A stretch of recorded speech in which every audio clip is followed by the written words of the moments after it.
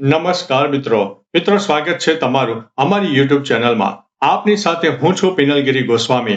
આજે તારીખ 8 જૂન 2026। આજની વિડીયોમાં વાત થશે તારીખ 8 જૂનથી લઈને 15 જૂન સુધી ગુજરાતમાં કેવું રહેશે હવામાન, આવનારા દિવસોમાં પવન, વાવાઝોડું, વરસાદ, ભેજનું પ્રમાણ, તાપમાન કેટલું રહેશે અને ચોમાસું ક્યાં પહોંચ્યું છે અને ગુજરાત સુધી ક્યારે પહોંચશે, તમામ પ્રકારની માહિતી અને પરિબળો આ વિડીયોમાં તમને મળી જવાના છે। સૌપ્રથમ મિત્રો આગામી સપ્તાહની વાત કરીએ તો આગામી સપ્તાહમાં ગુજરાતના અનેક વિસ્તારમાં વરસાદની શક્યતા રહેલી છે। ખાસ કરીને દક્ષિણ ગુજરાતના સુરત, તાપી, ડાંગ, નવસારી, વલસાડ સહિત અનેક વિસ્તારમાં વરસાદની શક્યતા, જ્યારે સૌરાષ્ટ્રમાં અમરેલી, ભાવનગર અને ગીર સોમનાથના અનેક વિસ્તારોમાં વરસાદની શક્યતા રહેલી છે।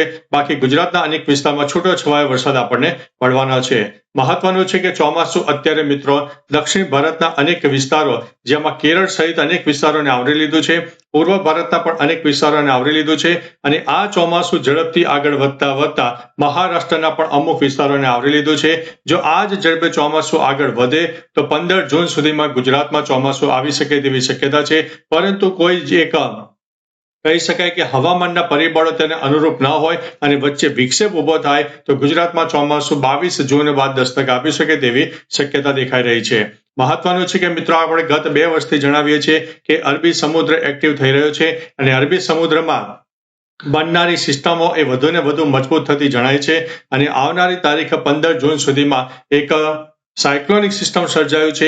એ સાયક્લોનિક સિસ્ટમ લો પ્રેશરમાં તબદીલ થાય અને એક વાવાઝોડાનું સ્વરૂપ પણ ધારણ કરી લે, એટલે કે વાવાઝોડા સાથે વરસાદ ગુજરાતમાં મળે તો નવાઈની વાત નહીં, કારણ કે અત્યારે જે અરબી સમુદ્રની હિલચાલ જોવા મળી રહી છે તેના અનુસંધાને લાગી રહ્યું છે કે અત્યારે જે સાયક્લોનિક સિસ્ટમ બની રહ્યું છે તે આવનારા દિવસોમાં લો પ્રેશરમાં તબદીલ થાય અને ગુજરાતમાં તેની માઠી અસર જોવા મળી શકે છે।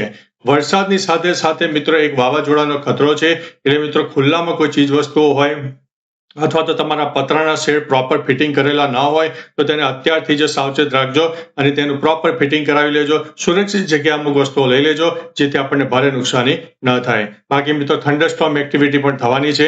15 જૂન સુધીમાં ગુજરાતના 2 થી 3% વિસ્તારોમાં વરસાદ થાય તેવી શક્યતા છે।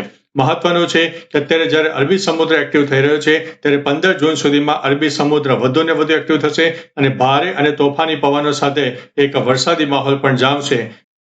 મિત્રો મહત્વનું છે કે અત્યારે વરસાદી માહોલની સાથે સાથે ખતરો એ વાતનો છે કે એક વાવાઝોડા અને ભારે પવન સાથે એક વરસાદ થઈ શકે છે, જેમાં 15 થી લઈને 40 કિલોમીટર પ્રતિ કલાકની ઝડપે પવન ફૂંકાય, એટલે પવનને કારણે ભારે નુકસાની થાય તેવી શક્યતા છે। તાપમાનની વાત કરીએ તો આગામી 2 થી 3 દિવસો 29 થી લઈને 40 ડિગ્રીની વચ્ચે મહત્તમ તાપમાન પણ રહી શકે છે। ભેજના પ્રમાણની વાત કરીએ તો 20 થી લઈને 50% અંદર ભેજનું પ્રમાણ જોવા મળશે। એવરેજ પવનની વાત કરીએ તો 20 થી લઈને 40 કિલોમીટર પ્રતિ કલાકની ઝડપે પવન ફૂંકાઈ શકે છે।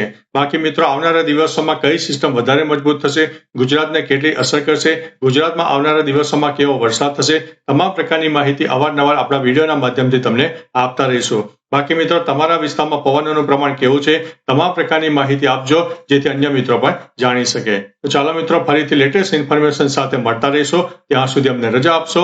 નમસ્તે।